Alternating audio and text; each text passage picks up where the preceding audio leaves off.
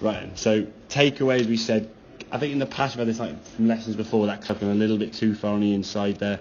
If there was a wall there, you hit that wall pretty much instantaneously, okay? Club's very much sort of flat behind you. If we compare this with another hand on in a bad position in terms of location, maybe a smidgen kind of inside there, but it's the direction the thumbs and the shaft are pointing in, really. If we look at this position on the way back now, the club goes back, much better. Don't try to push the arms away, as we said, to stop the club getting by here by putting the hands over there.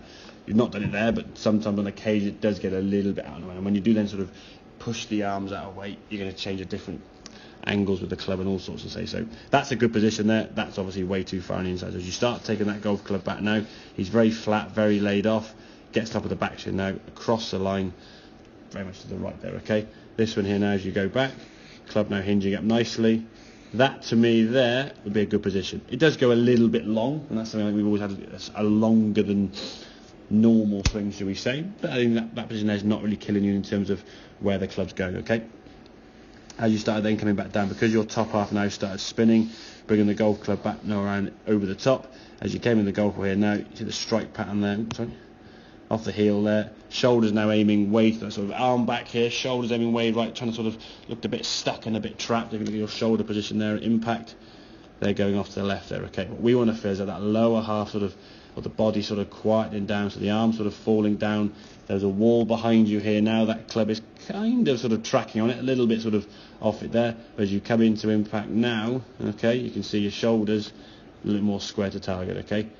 Just getting that body, the arms and the club all in sync back to the ball there. We don't want to be sort of spinning out too much. You said yourself when you hit those sort of heavy shots, you felt as though you were sort of spinning too much or just over-rotating. And I think part of that over-rotation comes from the fact that when the club is across the line here and from in that position, to make contact, you've got to kind of really work at that right shoulder into it. And the more that right shoulder starts coming into it, the different angles you're going to create. The ground's going to be in a sort of a varied position. Your contact spot's going to be sort of a bit heely, a bit toey, a bit ground first, a bit thin. And depending on any given Sunday, you'll get a different shot kind of thing. And when the ball's teed up with the driver, no problem. When it's on the ground there, as you found in the last game of golf, Rado's hitting the ground a bit heavy. Now, you can see when you come on in now, it's a little bit toey, which is why some of your shots, and as a result, go a little bit off to the right there, because the face obviously deflects open, okay?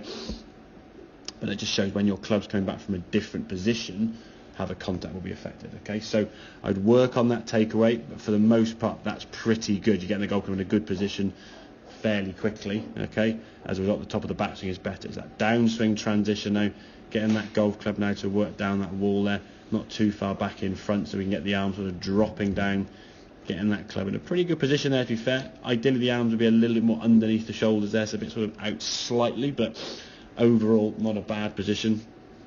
It's getting that body and arm sort of to sync up so we get the golf ball there, we can turn through.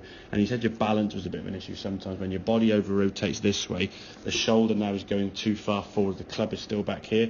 So as your body's now clear, the body sort of has to stop, the club will then try and catch up and you spin roll and then you step forward. Now if your balance is moving, as you can imagine, if that's sort of your spine angle there, if your balance moves a little bit this way, you can see how it's going to make you strike the golf ball a bit ground first, isn't it? Because you're just moving into the ground slightly.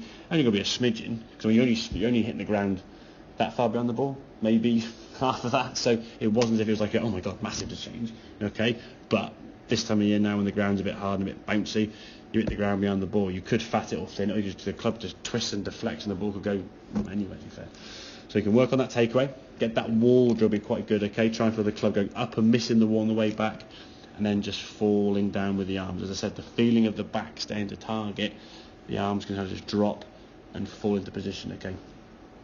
One last thing as well, if you do start getting a few shots where you hit the ground behind the ball, just make a few swings maybe on the range or the sim or whatever by putting the ball further forward. Just move your strike point to where the new position you made. It's a bit like left heel, way forward. I think the first one you did when you swing it nice and smooth, it was actually a really good strike. Yeah. And then you sort of move it back gradually. In an ideal world, if that's kind of your feet there, if we're going kind of towards target there, the ball would be kind of somewhere around there with most of your shots off the ground as your feet getting, so that would be 6-iron width, there would be sort of pitching wedge width, the ball's now in the middle, isn't it? Okay, if you go to a longer club like a 3-wood or a hybrid, the ball now is further forward, but just because the stance gets narrower or wider. Yeah. To maintain a single ball position when you're playing, but just as a drill purpose, put that ball further forward, just to sort of almost move your strike point to the left. Yeah. That make sense? Yeah. Any questions on that at all? Okay, No, okay, right. really good. If you want to make.